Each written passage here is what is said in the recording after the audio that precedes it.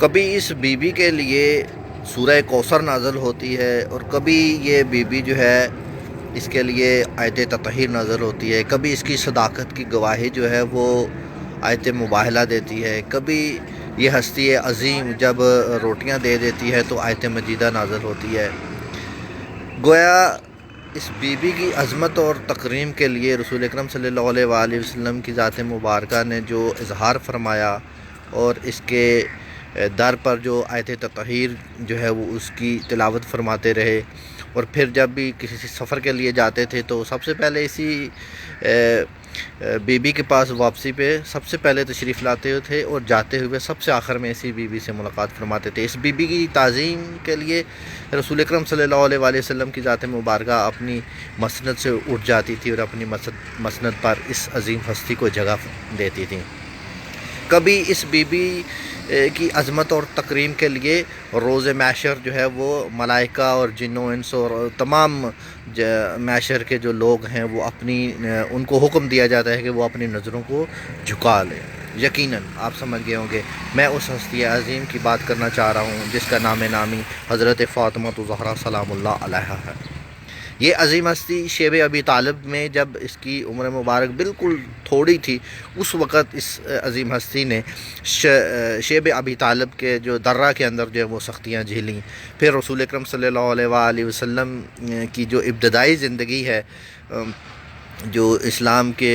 پھیلاؤ کے لیے، اس کی نشر و اشاعت کے لیے، اس کی ابلاغ اور تبلیغ کے لیے، اس میں اس بی بی نے رسول اکرم صلی اللہ علیہ وآلہ وسلم کا ساتھ دیا ہے۔ اور پھر اسی عظیم ہستی نے امیر المؤمنین علی ابن ابی طالب علیہ الصلاۃ والسلام کے جناب ان کی جب جنگیں ہوتی تھیں تو ان کے بعد جو اس کی مرہم پٹی کرنا اور اس تلوار کی حفاظت فرمانا اسی عظیم ہستی کے حصے میں آتی ہے۔ اور جب بابا پر جو ہے وہ لوگوں نے گستاخی فرمائی تب بھی اس کی جو ہے وہ صفائی ستھرائی کرنا بھی اس عظیم ہستی کے حصے میں آتا ہے۔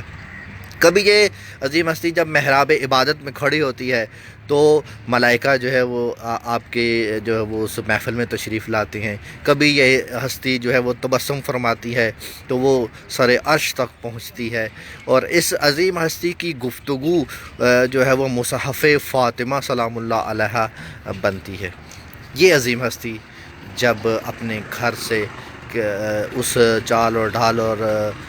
کردار کے ساتھ اور گفتار کے ساتھ جو ہے وہ دربار حاکم میں جاتی ہے، جو کہ چند منٹوں کا فاصلہ تھا آپ کے گھر سے اور دربار تک، تو آپ جب وہاں پر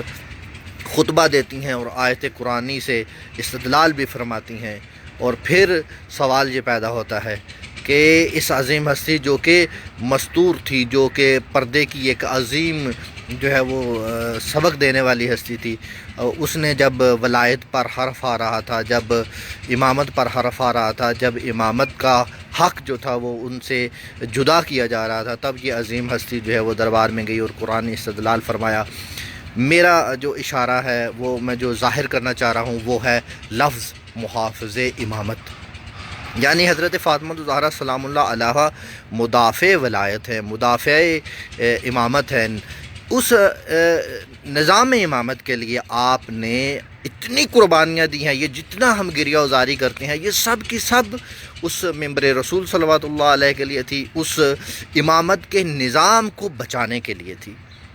سوال میرا یہی ہے کہ کیا میں اور آپ اس نظام امامت کو، اس نظام ولایت کو بچانے کے لیے اپنا کردار ادا کر رہے ہیں؟ یہ عظیم ہستی خود یہ اشتیاق رکھتی ہے کہ وہ عظیم ہستی جو ہے وہ عظیم ہستی تشریف لائے جو ان کے تمام مصائب اور آلام کا بدلہ لے۔ وہ ہے حضرت امام مہدی جل اللہ تعالیٰ فرجہ الشریف، وہ نظام امامت جو امیر المؤمنین علی بن ابی طالب علیہ الصلاۃ والسلام سے چل کر آج کے امام مہدی علیہ الصلاۃ والسلام تک آتا ہے۔ کیا ہم اس نظام امامت کے لیے کچھ کر رہے ہیں؟ سوچئے گا ضرور۔